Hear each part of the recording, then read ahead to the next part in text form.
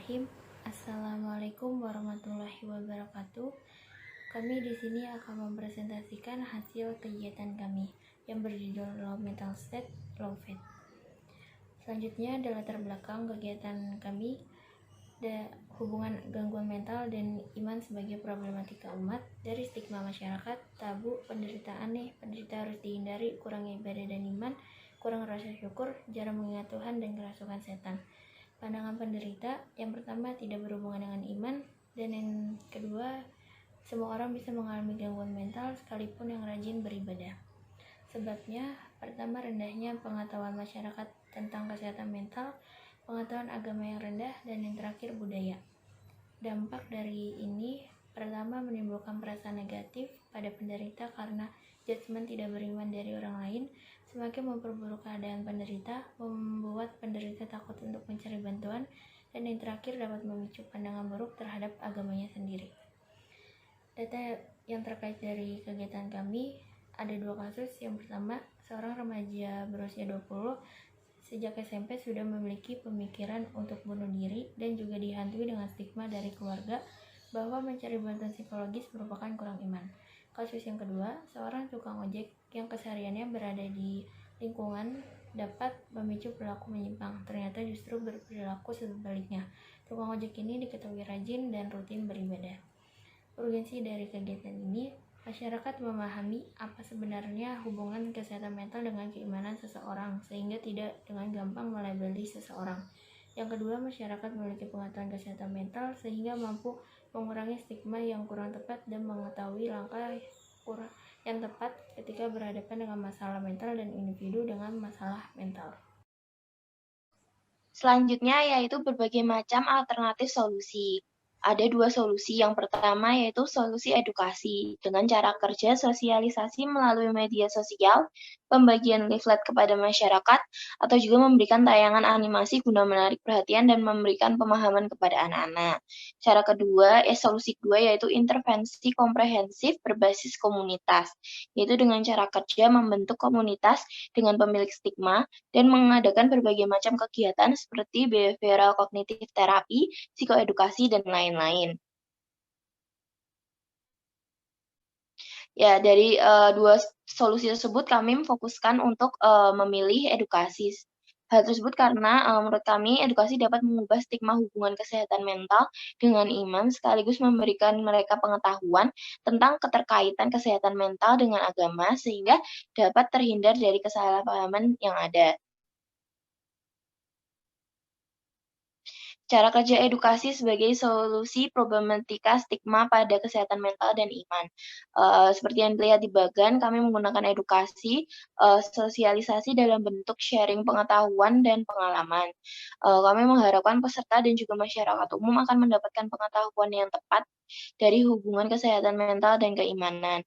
Kemudian akan meningkatkan pemahaman mereka dan juga akan mengubah stigma keliru keterkaitan kesehatan mental dan juga keimanan.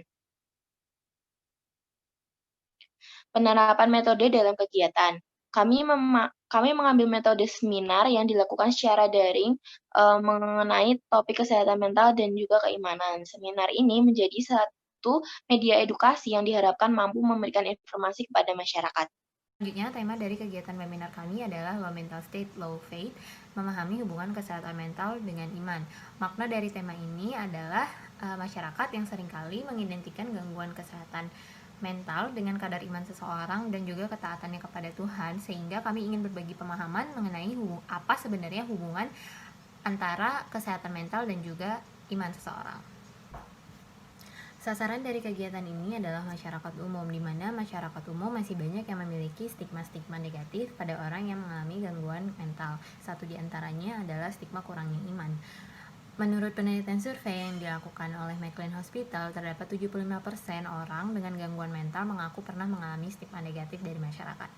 Tujuan dari kegiatan ini adalah untuk meningkatkan pengetahuan masyarakat mengenai hubungan sebenarnya kesehatan mental dengan iman, serta diharapkan dapat mengurangi stigma negatif berkaitan dengan keimanan seseorang dan juga gangguan mental. Setelah melaksanakan serangkaian kegiatan webinar, maka pada akhirnya kami melakukan evaluasi. Metode evaluasi ini dilakukan dengan mereview materi seminar dan berisi pertanyaan mengenai materi yang disampaikan pembicara. Pertanyaan evaluasi terdiri dari 3 pertanyaan untuk melihat pemahaman peserta dan juga reaksi peserta terhadap berjalannya webinar. Selanjutnya untuk hasil kegiatan, berikut merupakan susunan acara pada kegiatan webinar kami. Acara dimulai dari prawebinar, yaitu pada pukul 9.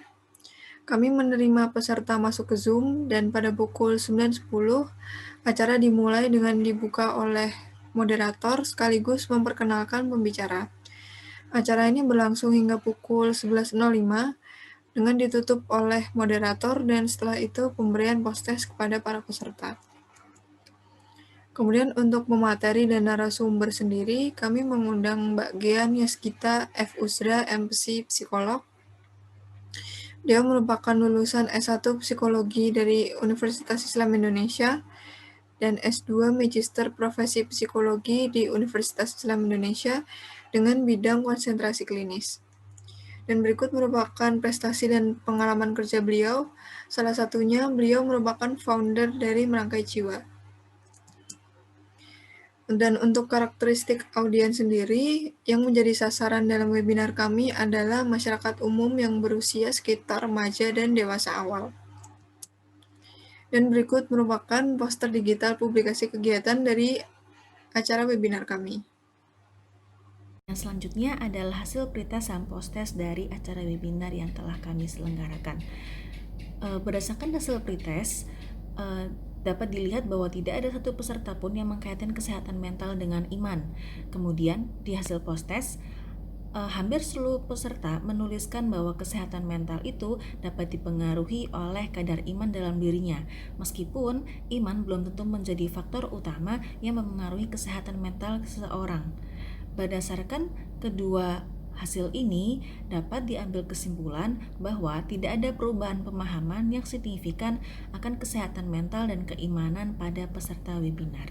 Yang dimaksud dengan tidak terjadi perubahan yang signifikan adalah bahwa terjadi perubahan, namun perubahan tersebut tidak signifikan. Perubahan pemahaman ini justru murni dikarenakan peserta sama sekali tidak mengetahui keterkaitan antara mental dan iman, dan tidak ada peserta yang memiliki stigma negatif atau pemahaman yang keliru. Sehingga alur perubahannya terjadi dari yang awalnya tidak mengetahui sama sekali menjadi mengetahui, bukan dikarenakan pemahaman yang keliru menjadi tidak keliru. Berikut adalah pembagian tugas anggota kelompok kami selama menjalankan kegiatan webinar.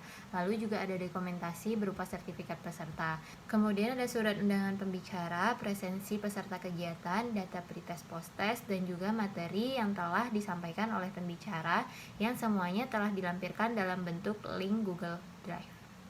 Sekian presentasi dari kelompok kami. Terima kasih atas perhatiannya. Wassalamualaikum warahmatullahi wabarakatuh.